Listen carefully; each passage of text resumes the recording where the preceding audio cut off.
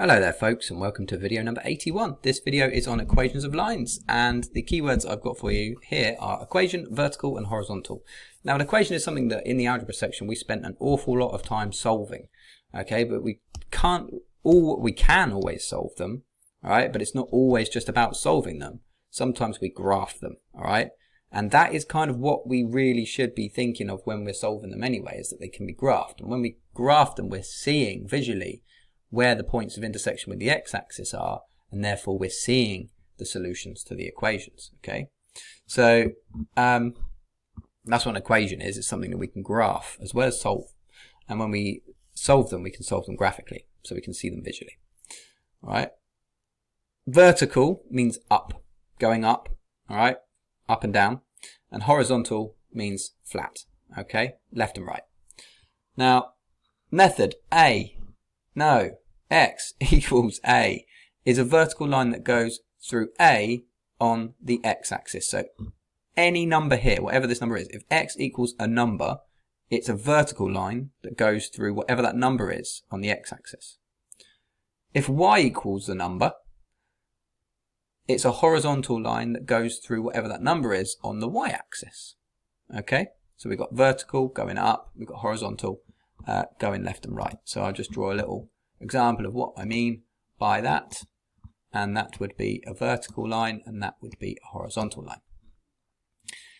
If y equals x, we've got a diagonal line that goes uphill.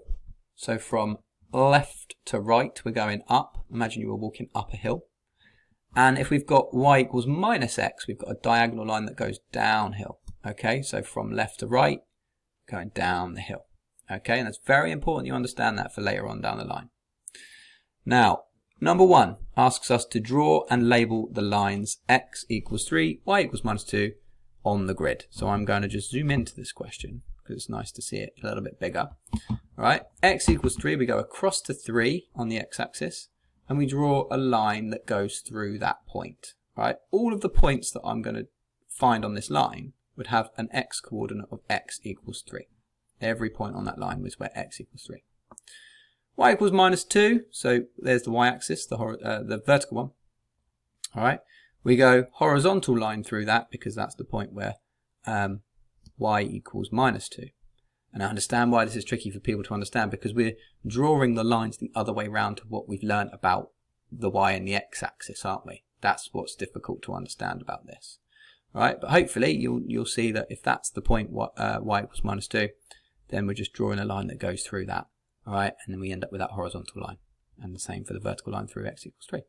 Okay, zoom out of that one, and we'll have a zoom into the next one.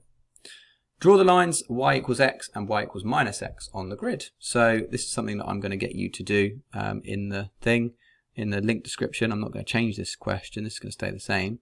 All right, now this is where x is 1 and y is 1.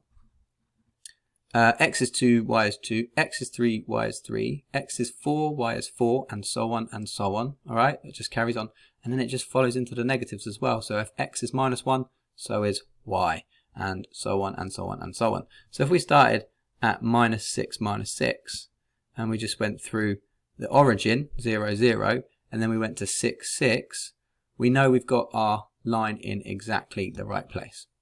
Okay, that's pretty simple to draw. You only need to plot really 2 points in order to draw a straight line in the graph, but here I've thought about 3 points. Okay, now same for the y equals minus x. If y equals 1, then x equals minus 1. Okay, if y equals 2, then x equals minus 2, and so on and so on. You're seeing what's happening there. We're going the other way with the graph. So if x equals 6, then y equals minus 6. If x equals 0, then y equals minus 0, which is the same as 0, right? And then if y equals minus 6, then x equals a positive 6, all right? So it's a line that goes that way, okay? What I did forget to do actually in the last question was label the lines. So I'll label the lines in this one. I'll go back to the other one as well. So this one is y equals x. So you label it just near the line, and this one is y equals minus x, and I'm doing that horribly with a mouse, unfortunately. Anyway, let's just go back to the other one, zoom into that. I forgot to label it. It says draw and label. So I would have lost a mark if I hadn't done this or gone back to do it. It's okay to go back and do things in math papers. No one's going to know you did it. You're going to know that I did this though. So x equals 3 is here. X equals 3 is that one. Remember? Oops. Zoomed in a little bit too far. Let's zoom out a little bit. Zoom back in again. And then y equals minus 2. So that's this one. It doesn't matter what end you label it, as long as it's near the line. Okay. So zooming out, and then what I'm going to do, all that's going to disappear, everything that I've just done, because it has to, because what I need to see is the webcam bit, so I can move myself over so you can see question 3. Okay, so now this one, and I will just pop that little tool back on so I can zoom back in and have a go at this one. Draw the lines y equals x, x equals 4.5 and y equals 1 on the grid. So 3 lines to draw. Let's draw y equals x first. So let's think, oh, that's not a ruler. All right, get rid of that. That was nonsense, wasn't it? Erase that. It's not going well the first time I'm using this. Anyway, here we go. So 0, 0, 6, 6. That's the point that we need. So you'll see there, if we went to 4, go up to 4, go across to 4, you see it's all carried on. It's all in the right place. All the points are where y equals x. X equals 4.5, so go across to 4 and 5, and halfway between there is 4.5. So that's the line of x equals 4.5. We're not going to label these ones this time. And then y equals 1. So go up to 1 and go across. Learn how to do all of this in previous videos. So there you go. There's our 3 lines. What type of triangle do the points of intersection make? So there's the points of intersection. If I just get a different color here and see if I can just show you, there's a point of intersection, there's a point of intersection, and there's a point of intersection. Okay, what type of triangle is this? So how many squares is between here and here? So 1, 2, 3.5 units. Okay, how many between here and here?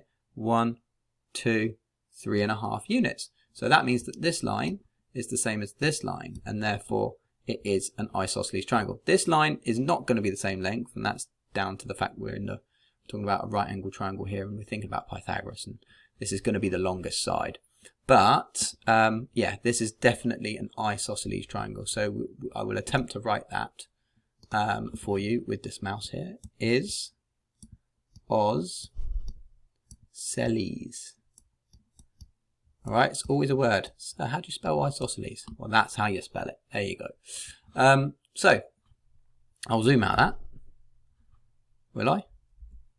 Maybe not. Maybe I'll just leave that. Won't zoom out of that. Well, it's not letting me zoom out. Don't know why.